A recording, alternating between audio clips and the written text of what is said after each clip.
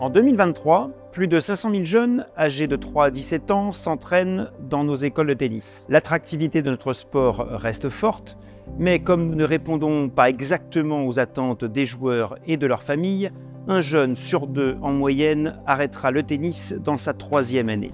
Afin de créer les conditions favorables à l'épanouissement des enfants, des parents et des enseignants, 2 concepts différents et complémentaires ont fait leurs preuves et seront rapidement proposés à tout notre écosystème. L'un, porté par la Direction technique nationale et le LIFT, sur la structuration du club et l'optimisation de l'organisation pédagogique, et l'autre, inventé par Olivier Le Thor, sur l'apprentissage nommé Tennis Cooler.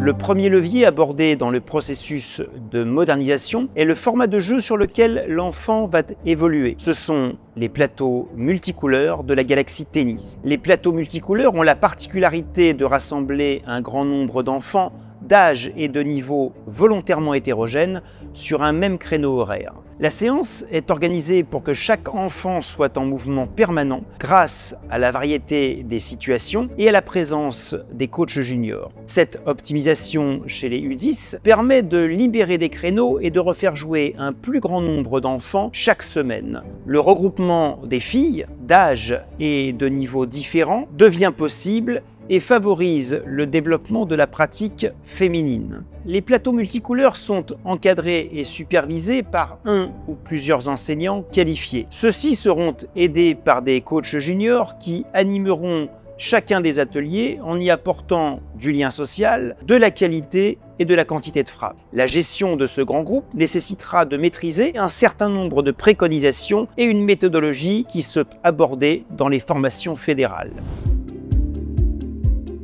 Alors, Tennis Cooler est un concept basé sur le jeu. Ce sont des jeux d'apprentissage et en fait, c'est la règle du jeu qui va fabriquer les progrès. La référence du Tennis Cooler dans l'organisation d'une séance, c'est le match. Chaque joueur, pendant la séance, va faire un tournoi de tennis et en parallèle, va aller sur 3 ateliers différents, l'œil, la technique et la créativité. La finalité de tout apprentissage, c'est l'accès à l'autonomie. Ça veut dire qu'à travers le terrain jaune, le tournoi de tennis que les enfants vont faire à chaque séance, on va leur permettre d'apprendre les règles du jeu, d'accéder à l'autonomie d'un match de tennis et puis de faire des finales, de gagner des tournois et donc d'entretenir la motivation, la réussite et le plaisir.